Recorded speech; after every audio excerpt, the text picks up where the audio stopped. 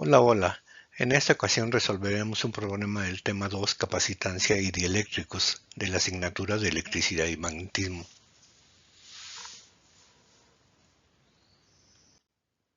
Enunciado. Para la conexión de capacitores mostrada, determine. Inciso A.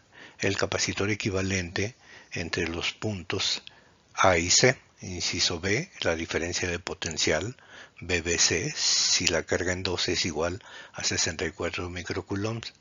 Inciso C. La diferencia de potencial entre los extremos de la fuente B. Inciso D. La energía almacenada en el capacitor C4. Inciso E.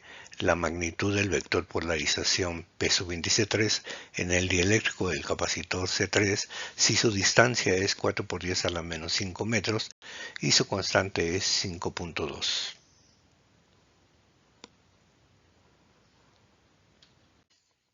Resolución. Inciso A. El capacitor equivalente entre los puntos A y C. El capacitor equivalente representa la combinación de todos los valores de los capacitores en un circuito y almacena una carga total equivalente a la carga almacenada por todos los capacitores en dicho circuito. Este capacitor equivalente se puede determinar aplicando las propiedades de conexión en serie y conexión en paralelo. Para este circuito, los capacitores C1 y C2 están en paralelo. Su equivalente C1,2 es la suma de ellos.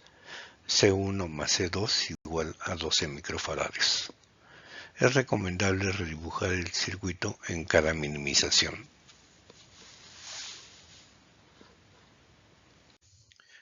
Ahora el capacitor C1,2 se encuentra en serie con el capacitor C3, constituyendo el capacitor C1,2,3, que es el producto entre la suma, lo cual nos da un valor de 4 microfaradios. Finalmente, este capacitor C1,2,3 queda en paralelo con C4, dando un resultado de la suma de 4 más 16 igual a 20 microfaradios.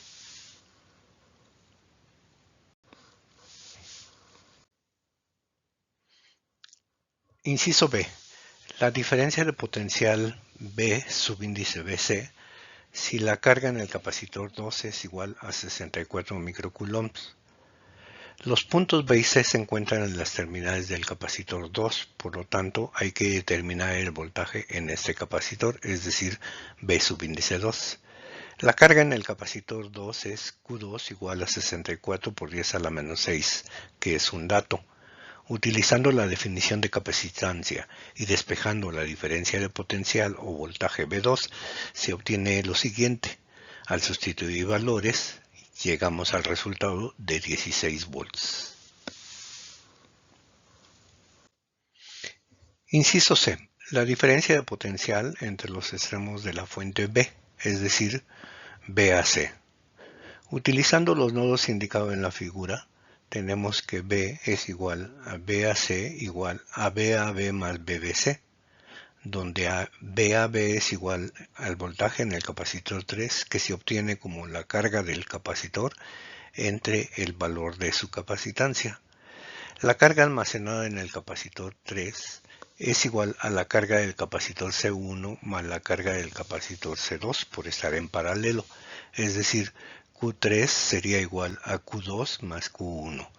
Para obtener la carga del capacitor C1 de la definición de capacitancia, despejando la carga y sustituyendo los valores de C1 y de B1, que es un dato, obtenemos que Q1 es igual a 128 micros. Como ya conocemos la carga del capacitor 2, obtenemos la carga del capacitor 3, que es la suma de estos valores, igual a 192 microcoulombs. Por lo tanto, el voltaje AB es igual a esta carga entre el valor del capacitor C3, que nos da un resultado de 32 volts. Realizando la suma, obtenemos que el voltaje B es igual a BAB más BBC igual a 32 más 16 igual a 48 volts. Inciso D. La energía almacenada en el capacitor C4. Como se conoce el voltaje de C4, que es igual al de la fuente por estar en paralelo, y también se conoce el valor del capacitor C4, se selecciona la expresión de energía que involucra estas variables, obteniendo un resultado de 18.432 milijoules.